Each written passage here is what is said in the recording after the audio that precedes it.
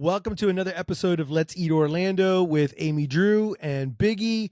We're here. It's another week. Animated. We got very animated before. We did get very animated, and the reason we got very animated is because the whole before we even started, usually we'll catch up and chat a little bit. And one of the things that we talked about, we were talking about, I had to ask Amy Drew, was about WrestleMania. Yes. Because it's gonna bug me. That's all right. You can fix that as long as you can hear me as I'm talking. And I wanted to talk. I asked her if she watched WrestleMania.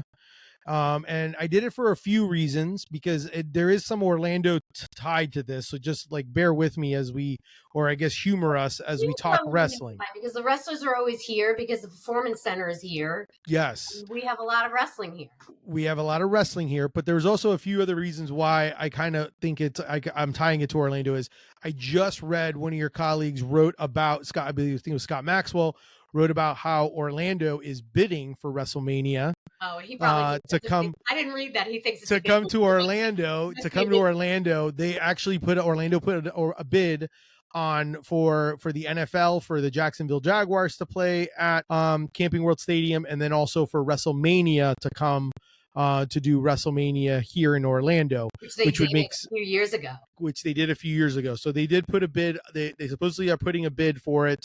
And another foodie related thing is one of someone that I followed that I did not realize I followed, but I just started watching more wrestling. And you sent this to me and I knew who it was. Yes. I basically was like, I couldn't remember his name because I knew him as the head tribal chef, because he got like a wrestling belt, and I was like, he just spent 20 years at Holler, and then I was like, yeah, Patrick Story, which I think Tribal Chef is hilarious.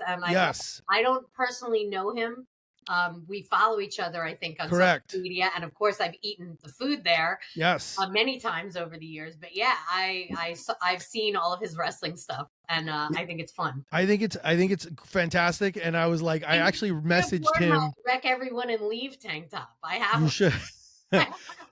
We should have a wrestling food version of the show episode with him on it. Because Chief before he was over. Now everybody loves the tribal chief. Correct. You see him almost saying chef. Yes. I loved him from day one. When he was like straight heel. Now he's kind of like, an anti-hero. People love him now. They're like all the hands. Everybody's pointing. Yeah, everyone does the whole thing. I will say that I've gotten into it. I did watch WrestleMania. That was one of the things that Amy Drew and I were chatting about. That's right. Because it's like a 2-day event and they do a bunch of stuff, but it was fun to watch and to talk to her about it, and it's fun. I think it's one of those things where it's definitely entertaining, and I appreciate it. And it all kind of stemmed because I watched a Netflix series Heel that was on Stars. I started watching that. Yep. My boyfriend finished it and then I didn't watch it, but I saw the first 2 or 3 episodes and I liked it. I enjoyed it. No, it was good. It was good. But we're not here to talk wrestling. So if you're here, we are Orlando food. Once a month wrestling pod. Yeah, we probably could do something like that because I feel like we have enough content that we could actually talk about it. But that is not what we're here for. This week I figured we'd talk about something that obviously is a version of WrestleMania. It happens once a year. Oh yes. The Michelin ceremonies. That's right. Correct. The Michelin ceremonies. And this year it was back in Orlando, which is great because I didn't have to go that far. Although the Four Seasons is pretty far from where I live, but not as far as in other cities. They've done it in Miami before, I believe, and then they've also done it in Tampa. I missed the year in Miami. I had boots on the ground over there giving me the information and everything. Although now it seems like they're live streaming it, so I won't have to rely on anybody for that kind of stuff anymore. And I'll, whatever if I don't go. But yes, so they did it in Orlando the first year, and then Miami, and then Tampa I went to last year at the Edition Hotel, and then this year it was back here. And now they've added 2 more cities, so who knows? It may end up in the Palm Beaches, Fort Lauderdale area. It could end up somewhere over there. Yeah. And we talked about it last year on the podcast. So I figured this would be like a yearly thing that we could definitely talk about, especially since we get to highlight some of the Orlando Orlando, the places that have got recognized, which I think is fantastic. And I know that like obviously everyone wants the, we've kind of talked, and I don't know if you want to kind of go give like a brief synopsis of how it kind of works with Michelin, just like a brief version in case they missed they haven't heard about this, or how it gets done. If you want to kind of give an overview of it. I'm not qualified to give an overview. I can give you an overview of my various overviews, but they're very, very secretive about their processes, about their anonymous inspectors.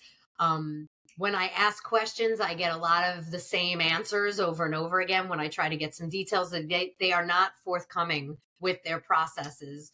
I've read and I've been told directly that it is supposed to only be about the food. But then I see different things that seem to indicate otherwise, but I can't honestly say because I don't know. They're very secretive. But they have picked a lot of places that I think certainly deserve recognition. And I'm glad they're here. I think it's cool. I think Michelin helps everybody, not just even the people who end up in the selection, because I do believe that there are people who travel for this. It may be a niche, but I do believe that there are people who travel for it. I do believe that there's like a second niche of people who maybe they don't travel for Michelin, but when they pick a place to go, they look in the Michelin Guide to get ideas about where to go. And they're not going to eat Michelin every night unless they're, that's super their thing. Yeah. So if they come to town for Michelin, what about the other nights that they're here? They got to eat somewhere, and they're spending their money at other local restaurants. So I just think it's good for everybody overall. No, I absolutely think it's fantastic. And I think that there's like a rub. There's a Michelin rub that the city has. And it overflows, and you go to a place with a chef's counter. I know that when I go to a place with a chef's counter, I'm talking with the chefs and the different servers, and I say, hey, what else is good? Let me go here. I was somewhere, I mean, this wasn't Michelin, but I remember going to this really cool sort of speakeasy kind of place in New Orleans a few years ago. Started talking to the bartender. She wrote down on a Post-it, take the streetcar, go up here, go to this place. And I went to this other great restaurant that I never would have found. And I am not the only person who does that. So no, I love asking locals when I go to places. Mm-hmm. Just so you know, I looked it up on the Michelin Guide.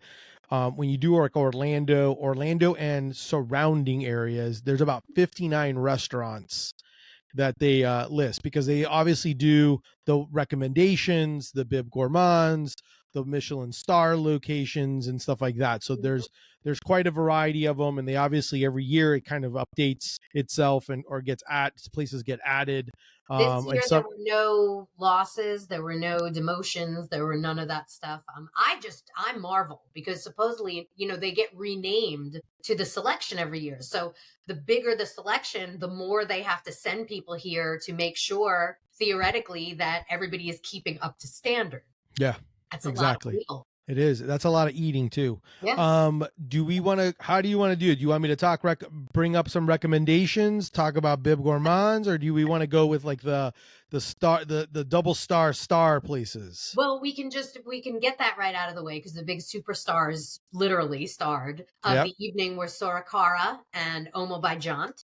And these were my foodie picks, interestingly enough, which is fun. Sorekara got 2 stars, and they are only the second restaurant in the state to have 2 stars. The first year, L'Atelier, which I'm probably butchering, Joël Robuchon restaurant in Miami, got 2 stars and has had 2 stars the whole time. And now we have our own 2-starred restaurant. And then Omo by Jônt joined our growing multitude of 1-star restaurants. And the cool thing about Omo by Jônt is that the chef there, Ryan Ratino, he has his DC restaurants, Jônt and Brusca, have 2 and 1 star, respectively. But this year, his other new restaurant called Mas, the Chef's Counter at Mas, which is at the Four Seasons down in Fort Lauderdale, also got a Michelin star. So it was a first for him. Even though he has a bunch of stars, he got 2 stars, 1 each, for 2 different restaurants in the same night. So He That's must have been. He must have been losing. They must have been losing their minds with he was the. pretty chill. I mean, he was very excited, but and everybody was celebrating. But I think that's pretty cool. Like both your restaurants in their first year, get a Michelin star. He definitely cracked the code, obviously. Yeah, And he for started sure. his career here because he went to Le Cordon Bleu and he started his career here many years That's ago. awesome. Yeah, so it's full circle. It's fun I stuff. love hearing that. I love hearing that. And then the other option is probably more my style. I would say more my style. The Bib Gourmand. Yes. Those are obviously places that I usually will kind of go and get to go visit more often than not. Usually that's kind of where I'm kind of headed towards. Yeah, because Bib Gourmand denotes a place that's reasonable. It's budget friendly, and they may change their prices perhaps like with inflation. So I'm not exactly sure what it is, but it's something like you can get 2 entrees and an app and a dessert for a certain amount of money. Yeah, they consider it good quality, good value cooking is kind of what the Bib Gourmand is known as. Like the stars, obviously 1 star is a high quality cooking, 2 stars excellent cooking, and then obviously selected restaurants, the recommendation just And so they good cooking. literally say cooking. Are you reading the Michelin? Yeah, I'm actually reading on their site. The Bib Gourmand is good quality, good value cooking is what they call it. So again, what they're saying is food. It's the food. Yes. It's food. It's food. Yeah. And we have like 15, I guess there's 15 Bib Gourmands, but they have 4 that were added to our list in Orlando. We have Banh Mi Boys. Mm-hmm. We have is it Uni Girl? Is Uni that how you Uni Girl? Which both of them are located in the Mills Market. Correct. And Uni Girl is the same team, which is so cool, at Sorekara. So that you have a 2 Michelin star restaurant and you go there on Sunday morning and they're all making $5 rice balls in their aprons. And we also have the other one that did it is it Coro? Yes. What a really delightful restaurant Coro is. The people in Audubon Park are super lucky that they can just, drop over there. It's got that. The food is excellent, beautiful, and elegant, but it's just got this really nice neighborhood chill vibe, open kitchen, good playlist. It feels like a neighborhood restaurant, but it's like an excellent neighborhood restaurant. Where exactly is it located at? Is that the one that's Bike, beans, and Bordeaux? Yes, that's what I thought. I walked by it a few days ago. Yeah. After I went to Red Light and went to Kelly's to get ice cream. I walked by it and it was packed and looked and smelled delicious. Mm-hmm. Another one that got picked, which I think is fantastic because they obviously were we talked about them before when it came to barbecue and how even Texas has ranked them pretty high. Smokemade Meats. I love their story because we gave them a foodie award back before they even had a brick and mortar. And this year's winner is the same deal. They're still under a tent, so I love it. They started in a parking lot. First time I ate their food, it was by Whippoorwill. Like sitting in a parking lot, literally. Yeah. And now they are in the Michelin Guide, which is pretty cool. Yeah, definitely. And if the interesting part about that is that all of these, I would say all 4 of these are pretty recent. They are, I would say, pretty recent. I mean, obviously Smokemade has been here for a while, but and Banh Mi Boy has been there for a bit. But all of them, which also is in the selection. Not a bib. I think they're just in the general selection, but it's noted at Mills Market. And Kai Kai has been a favorite of mine for years and years. So yeah, they're a recommendation, and that's a good transition because I know there's some other ones that we've talked about, like was a Walala Asian noodle house. Mm-hmm. And they're new. They're new. Barkada was another one. Mm-hmm. Nami in the Lake Nona Wave Hotel, yeah. Mm-hmm. And then the other one was is it Gayukatsu Rose? Yeah, Yu means beef. It's beef. Where's that one at? I've never had. Market. That's right next to Ryan's Ocean Room. That is part of the Domu dynasty. Okay. So really good fried beef cutlets. That's all they do. And you can sear the slice. It's really good. Unless you're a vegan, then don't go. No bueno for the vegans. Yeah, no bueno for the vegans. Sorry. That's I will say that I love the fact that we've been kind of, obviously banging on the drum, and so have all the foodies in Orlando about how, hey, we have good good food here, and it's really nice to be able to see and get and see that being showcased. And you know, from all, like, especially with like something like a Michelin, that all these places are getting some love and getting some attention, which hopefully then kind of has the trickle effect for other places to do it. But obviously, you know, just kind of like when you did your Orlando Foodie Award, or we have anything, or anyone talks about anything, everyone always kind of like has like no one's ever happy. So I get that. So I'm kind of happy, Biggie. I'm always happy too, because it's food and I want to support small businesses. But I know some people obviously don't. But I am going to put you on the spot. I kind of want to know, and I'm not, we're not pulling any shade to Michelin. Like, Michelin, keep doing what you're doing. But I'm just kind of curious, if I had you and you were part of one of and if I said, hey, would eat anywhere, and I can't eat everywhere in this town. How are no, you can't. Coming here but I'm just kind of curious, who would you give, if you could give a shout out, or like maybe a little nudge or whatever? Like, can you give me like 3 places you think Michelin should visit or consider for something? 3 places. Hinckley's Fancy Meats. I love that. The Foreigner. Okay. And I want to pick something like not Red Panda. Have they ever picked a food truck? Red Panda Noodle. No, I don't think they have picked Red Panda Noodle. I'll have to investigate. That's a good one. I like that. That's a good one. I know Red Panda's obviously on a, there's many others. Yes, many others, but I do know that it is a favorite of the show. We have mentioned them a few times, and they're definitely good. But those are some good choices. I like that. Yeah, and there are many others. Thank you though. That was hard. So no, well, I mean, I'm not excited. I mean, granted, we probably could come up with our own version of it, and it would be kind of funny. I don't know what we would give away if we did. By all means, if you guys think food, like a Red Panda is easy because it's about the food. You're sitting on, like, you're sitting on a curb. Yeah.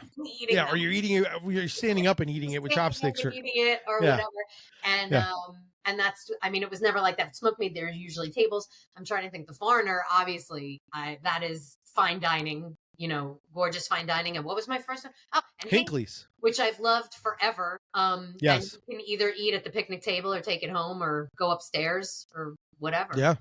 So, no, or take it home. Yeah, it's delicious. All great choices. I love that. How about you? Where have you been anywhere since we're talking about food and we've kind of hit up on some of the Michelin? Has there been any places that you've eaten at recently, or that that's been fun that you kind of want to share, and we can kind of talk about? What was super fun recently, I mean, this wasn't a restaurant. I went to the Lao. My Easter was Lao New Year. That's what I did for Easter. So I went up to the Buddhist temple in Sanford, and I ate like a ton of, Thai and Lao food, and it was really good. Just homemade sausage on a stick, like delicious. And what else did I eat? This amazing dessert that I can't think of the name. This is when we need to be a radio show. Call in, and I could be like, Palm, what's the name of that dish? Or AJ, what's the name of that dish? And so we got there and we're walking around, and everybody's, shooting us with hoses because it's the water festival and everything. And we're eating all this good food, and it was great. And I was starved when I got there. And by the time I left, I was like, oh my God, please, no more food. And I didn't eat for the rest of the night. Wait. So hold on. They shot you with hoses? So everyone was getting wet? The last day of the rich, it's like a tradition at New Year in Cambodia and Thailand and Laos. There's like a water cleansing ritual where you splash each other, you splash with water, and it like washes away the bad luck. So on the last day, everybody the kids really love it. Like, people show up with super soakers and little water guns, and there's people with hoses and different things. And there's like shaving cream fights and stuff. And so when you're walking around, like, there's a chance that somebody might like shoot you with a hose or a water gun. And it's just kind of a hazard of going there on the last day of the festival. But people love it, and it was fun. And AJ was there from Ming's Kitchen playing drums in a band that was playing. No way. Yes, yeah, so that's awesome. There, on this like railing, eating sausage and beef larb and sticky rice with my hands in a little bag, listening to the music, and everybody was dancing, and there's beer, and it was fun. Hey, that sounds like a good time. It was good times. I was going to say, that sounds like they have smaller events up there all the time, like not on this scale, but like fewer food trucks and pop-ups. And I'm going to check that out. because there was some good food up there and I liked it. I love that. Yeah. That is fun. I Yeah, never I like that. That's a good one. That's a good one. I wanted to bring up, just because I figure maybe we'll talk, I figure we could talk about it so we could figure out, because I do think that I don't know if if you've noticed or saw, but our chicken tender, obviously the article that you wrote based on our conversation that led to us eating chicken tenders is slowly making the rounds of the internet.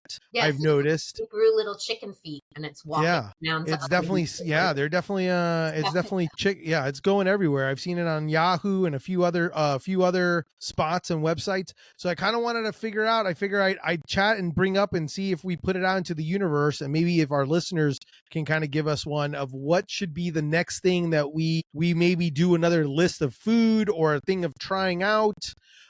Is there something that you've been you haven't had that you've been wanting to have that maybe we should consider looking into? What are your I figure I'd bring it up and chat about it on the podcast. So you're asking the listeners? No, I'm asking the listeners, but I figure you and I could have a conversation on it, because there's got to be something that either you or I have not, or at least something that would be entertaining to be able to go and eat. I just need to figure out, like, what is it that we can eat so much of? We have talked about so many different ones, I think cheesesteaks. I've heard cheesesteaks as one. I think we've talked. I think one that you've said that we should have, which I'm down for. We just need to figure out, and maybe if you guys could tell us, pies, because you like the pies. You like the little, whatchamacallit, like the little pies that come like almost like what is it, Jolly Beast pie? Oh, you love fried hand pies? Yeah, fried hand pies. We should do like a fried hand pie one. I'm not going to give it away today, but I had something like a fried hand pie today that I will be writing about soon. Really? Yes. Oh, I'm looking forward. They call it a pie, but it's really a little bit different, but it's very similar. So okay, we can talk about that next time. I'm looking forward to talking about it, because I love a good. Speaking of pie, we had a local baker who won one of the categories in the National Pie Championships. No, she's from Oviedo for a couple of years. She was taking orders. She also works part-time at Epcot as a pastry chef. She bakes for the festivals and for some of the restaurants there, but she has her own business. And several years ago, she had a storefront for a little while in Oviedo Mall called Mila's Front Porch, which is still the name of her business.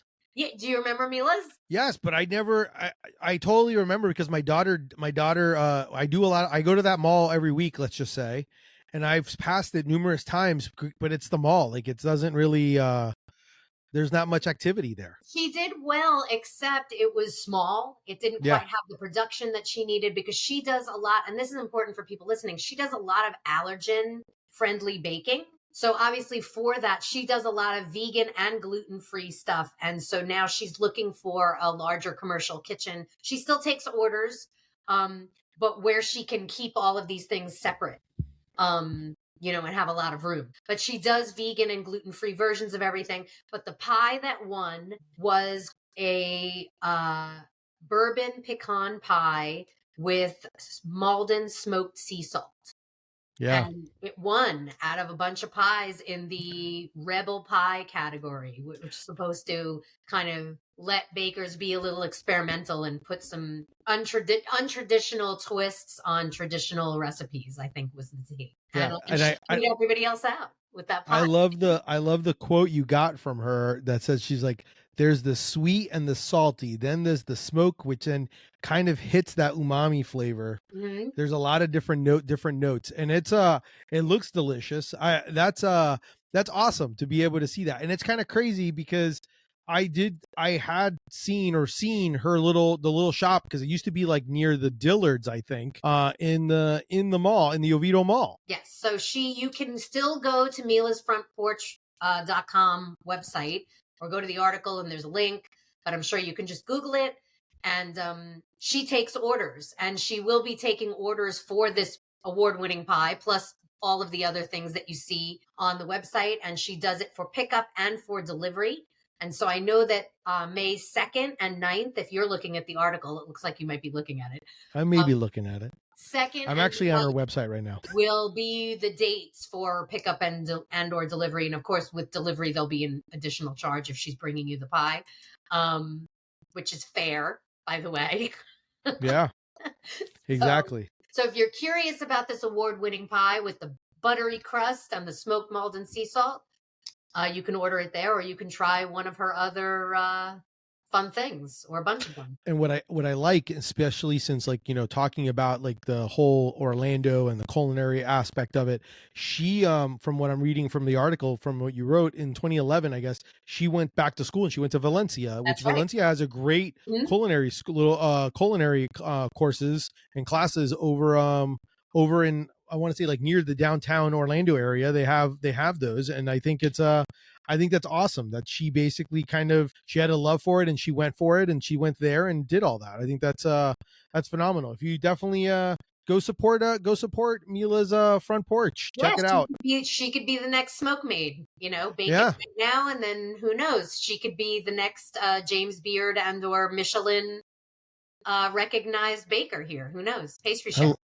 I love it. I love this. I love being able to kind of catch up on some of these articles and some of these things that you've written about, especially what's going on. Because anything food, you were like, that article you read. I'm like, that was like 8 articles ago. I don't remember. I have to go. In your world, you don't. I'm like, yeah, but I just saw it last week, and you're like, no, I don't know. I was like, I wrote it like that's like 12 articles ago. I can't remember what I wrote. It's a dated reference that I always use, but it's Lucy with the Chocolate Factory. That's Well, I mean, it's kind of how I feel with shirts. Like when people are like, "Oh, you should be excited about your new shirt," I'm like, "Oh, whatever." I'm like, I had that one already. They're being printed. I'm now thinking about the next stuff I'm gonna do. I'm not even thinking about this stuff. So, so I totally feel you. Stuff like when it comes to things like the shirt project or the article, you've been living with it for like 4 days, 2 weeks, however long it takes. 4 months. And by the time anybody else sees it, you're already, you're done with it. 3 other things. Yeah, you're done with it, or you're like, I'm ready to move on. I'm like, I just need it to now just sell. I like, and that's a tough one sometimes to kind of deal with. So I totally, I can't imagine that when you're kind of going and you're constantly moving in that direction. Right. Another great episode. Thank you so much for everyone for listening to the show. So we'll put it out there. If you're listening, we want to, send us a message or a DM or anything, but we want to know I want to put you guys on the spot. If you can tell Michelin, hey, Michelin, check out these places. Give us 3 places you think that Michelin should consider. And you can go recommendation, you can go star, you can go Bib Gourmand, or you can whatever you want, but give us some places. And then we also want to hear from you about where should we go, what should be our next thing that we should eat and kind of test out or if anything. Wait, you want us to rank something? Tell us what you want us to rank. We'll rank them best to worst. Or it's something that Amy Drew's never had before, and that's something that I enjoy doing, making fast food. I'm down for that. Like, who has the best I mean, I know who I think my best French fries are still, but to be honest with you, I haven't had them in forever. So I could do French fries. I love a good French fries. I sometimes joke around that I want to have a French fry charcuterie board with a bunch of different sauces and stuff. But it's so funny, French fries. I mean, there's no wrong French fry because fried potatoes are a universal good, but everybody has like their favorite style fry. Yes. And I definitely am that person. I have my favorites too. I have. Well, I think we're gonna hold off on you not telling what it is, and then we'll have a fry. We may have to have a fry episode. Okay. And talk fries. And then the fun we can also talk about who makes good fries indie, like we did last time, and be like, okay, these are the fast food guys, but here's 3 places whose fries we really love. Correct. No, I like that. We will have to bring that up. That might be a good one. We have to discuss many carbs. Yeah, but we wouldn't eat that many. You'd get like a small of everything. I mean, that's a lot of fries, but still. Would be. I think that it would be less like making me want to kill myself than the chicken tender. By the way, every time I have a chicken tender or some form of fried chicken like that, you've had fried chicken since then. I have not had chicken tenders, but I will say that we have a night every week. We buy something called bear chicken, which is kind of like, it is like it's like a frozen, it's kind of naked, but it's not, it's kind of breaded, but it's like a healthier version, and it's frozen, and we usually will air fry it. And what we do once a week is we have like chopped, like these bagged salad kits, and we'll make a salad kit mixed in with the chicken, and so I end up eating some form of chicken every at least once a week or every 10 days. I think But the only I had some Publix rotisserie chicken like a week ago, which is, it's kind of like they are kind of on the scrawny side, but whenever I look at it, I'm like, oh, but it's like, $5 or $6 or whatever it is. yeah, And when I see the big one, it might be like $12 and I have to cook it. So I'm just like, whatever. no, every time we go to Sam's, we end up buying a rotisserie chicken Those just because. rotisserie chickens are great. So I got that, and I think I had Baba Yaga, which is a great fried chicken sandwich. Mm-hmm. Was that after or before the chicken? I think that was are you talking about, have you had Baba Yaga since the first time you had it? Okay, so then you had you had Baba Yaga before the second round of chicken tenders. Oh, okay. Well, then, yeah, I had some rotisserie. I think that's the only chicken I've eaten since then. Oh, no, I definitely know I've eaten more than that, because I think I ended up texting you. I ended up talking with you after we ate all those, and I was at a college tour, and I was like, I'm at Chick-fil-A eating a chicken sandwich. With that charred sauce you love. With all that sauce. Oh, so terrible. It's so terrible. Chick-fil-A, don't do that. Well, guys, thanks for listening. We'll have more for you, but definitely check out these spots. Keep supporting local, and thanks for listening. Definitely. See ya. Bye.